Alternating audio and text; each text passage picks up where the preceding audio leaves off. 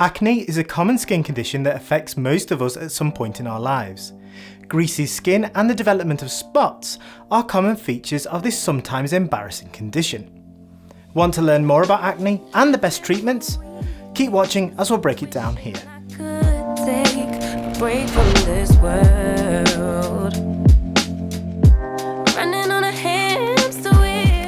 My name is Dr. Hart Pinto, and at JHP Medical we make weekly information videos designed to increase awareness and help you better understand your medical condition. So if you find this video helpful, subscribe, click the notification bell and the like button to support us in helping you. Okay, so what is acne? Acne is a condition of the skin that presents commonly during our teenage years. Characterised by oily skin and the development of spots, acne typically affects the face, the back and the chest. Up to 95% of people aged 11 to 30 will experience acne, meaning most of us will be affected at some point in our lives. Acne severity, however, can vary vastly between individuals. Acne develops within your hair follicles.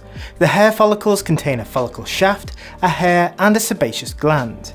With acne, we see an increase in sebaceous gland activity. These glands produce a substance called sebum. Sebum is an oily, waxy substance containing particles of dead skin and sweat. In addition, keratin, a substance produced by the cells within the hair follicle, causes the dead skin cells to stick together. Keratin therefore promotes the formation of blockages within the hair follicles.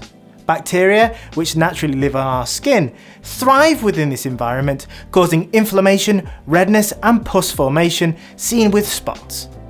The combination of blockages within your hair follicle plus bacterial growth results in acne development. So what are the risk factors for developing acne? Many factors increase your acne risk. Sebaceous glands responsible for the development of acne are sensitive to hormonal changes, principally testosterone and the more potent DHT. The hormonal changes we experience during puberty are therefore responsible for the development of acne during our teenage years. Acne frequently runs in families. Your genetic makeup influences both the amount of oily sebum and keratin production. In combination, these factors increase follicle blockages and the development of spots. Therefore, having a parent or sibling who suffers from acne places you in the higher risk bracket. Cosmetics can cause occlusion of your hair follicles.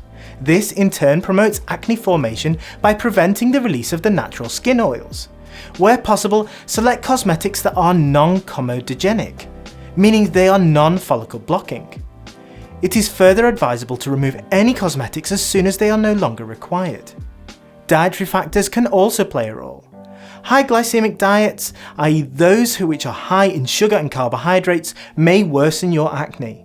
The spikes in blood sugar caused by these diets are believed to promote inflammation and the production of sebum. Researchers have also identified that cow's milk can increase your risk of developing acne. The reason why is not fully understood, but it may be linked to the hormones within the cow's milk, which may cause additional inflammation. If you live in an environment that's particularly humid, this can promote the increased production of sebum from your glands. Again, promoting acne. Certain medical conditions can also increase your risk. The first of which is polycystic ovarian syndrome, a common condition affecting around 10% of women, and is known to be associated with acne. This condition is caused by an increased levels of certain male hormones. Any medications containing additional hormones can increase your risk of acne, including hormonal contraceptives, including oral medications and implants, and steroid use. Many clinicians and patients also attribute increased levels of stress as a contributing factor for their acne. However, the research evidence base for this is limited. It is believed that cortisol, a hormone produced by our body during stressful times, may increase testosterone and DHT, subsequently increasing sebum production and encouraging acne. So what does acne look like? Individuals with acne may experience a mixture of oily skin, blackheads, whiteheads, red spots, and pus-filled pimples. Less frequently, nodules or cysts may form. Acne can leave scars on the skin. Scars may have a depression or a thickening, plus a potential colour variation when compared to normal surrounding skin. Don't forget the impact this condition has on mental health. Individuals may experience a negative psychological impact resulting from their acne, manifesting as low mood or poor self-esteem. In more severe cases, some experience depression and even thoughts of self-harm or suicide. If this is the case, please speak with your regular doctor as soon as possible. Why should I show my doctor my acne?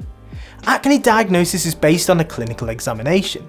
Your doctor will also assess the severity of your acne.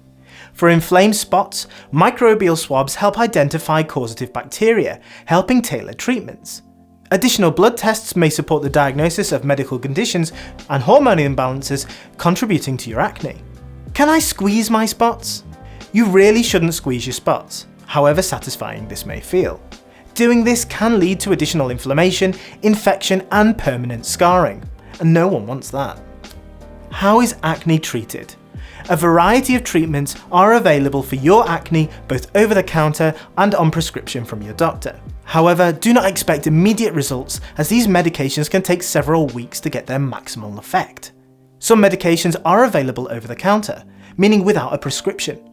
You can try these without consulting your doctor, however, you should consult with a healthcare professional before commencing any treatments, as not all medications are suitable for everyone.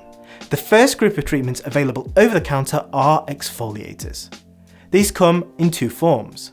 Mechanical exfoliation we'll look at first. These typically come as exfoliating scrubs or brushes. There are many commercial exfoliant washes available.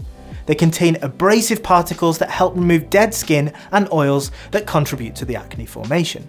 Next, we have chemical exfoliators. These don't require abrasion or friction like their mechanical counterparts. Chemical exfoliators have the added benefit of penetrating deeper into your follicles when compared to mechanical counterparts. Some examples include salicylic acids. Salicylic acid helps break down blockages within your pores, controls sebum production, and has the added benefit of reducing inflammation. Azelaic acid. This is of particular use for those with sensitive skin. Azelaic acid has a much gentler formula than other chemical exfoliators. Alpha hydroxy acids. Different types of alpha hydroxy acids can be found in skincare products, such as glycolic acid, lactic acid, mandelic acid, citric acid, and tartic acid. These medications may have the added benefit of helping reduce skin discoloration caused by acne. Alternative over-the-counter treatments include tea tree oils. These have the dual action of being antibacterial, helping remove acne-causing bacteria from your skin, and having anti-inflammatory properties. Benzyl peroxide, perhaps the most commonly used, is available over the counter or on prescription. This medication has three main benefits. It destroys acne-causing bacteria due to its antiseptic properties, it breaks down excess keratin, unblocking follicles, plus it has an anti-inflammatory effect which reduces swelling and redness of your spots. Nicotinamide, also known as niacinamide. This treatment contains vitamin B3. It works as an effective anti-inflammatory agent, reducing spot swelling and redness. It helps regulate sebum production and reduces discoloration left by acne. Zinc. Zinc is available as a topical cream or as an oral supplement. Zinc possesses an anti-inflammatory effect, reducing acne swelling and redness, and additionally, in mild cases, zinc may help reduce sebum production. Vitamin A. This works through the promotion of new skin cell formation and the breakdown of dead skin cells. It causes a reduction in keratin and oil production, preventing acne-causing blockages. Vitamin A additionally can reduce the skin discoloration. More effective treatments are available from your primary care doctor or your consultant dermatologist. Prescribed medications remain useful for individuals with more severe acne and those where over-the-counter treatments have failed. First, let's look at the available prescribed topical treatments. Topical treatments are those that we apply directly to your skin. It's advisable to start on a small area for the first few treatments and progressively build up the frequency of use. This is because some of these treatments can be irritating to your skin. Eventually, these products should be used every night or even twice daily and applied to all the skin in the affected area. Retinols are medications derived from vitamin A. These medications are more effective than vitamin A treatments available over the counter. These treatments are applied once daily at bedtime.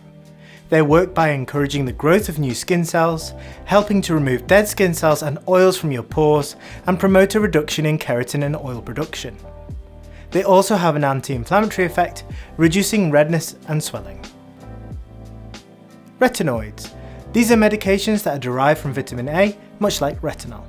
However, they are significantly more potent and therefore a more effective acne treatment. Retinoids are available as both a topical treatment and oral medication. These medications encourage new skin cell growth whilst promoting the breakdown of dead skin cells. Retinoids further regulate sebum and keratin production, reducing the chances of developing follicle blockages and subsequent spot formation. Anti-inflammatory properties also reduce the swelling and redness of acne. Retinoids may further improve skin discoloration caused by your acne. Antibiotic creams. These are useful for controlling bacterial levels on your skin.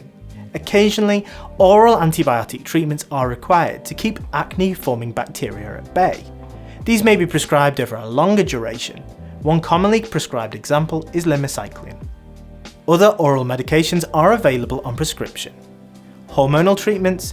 These are treatments that are exclusively available for females who have already started their periods. Hormonal therapy helps regulate your hormonal changes, reducing sebum production. This is achieved using estrogen-containing contraceptive pills. What about specialist procedural treatments, like those we see online? Mechanical extraction. This is a procedure that's typically only available from your dermatologist. They use a special instrument to help remove unwanted blockages from your pores that can contribute to spot formation. Chemical peels. These are strong chemical exfoliators. They cause shedding or peeling of the outer layers of the skin, revealing a new, healthy skin layer beneath. Chemical peels break down follicle blockages, preventing new acne formation. Steroid injections. These are only provided by a specialist and are injected into inflamed acne lesions. The aim is to reduce inflammation and pus formation. These only form part of a broader acne treatment. My acne has caused scarring on my face. How can we treat this? Acne scarring can be distressing.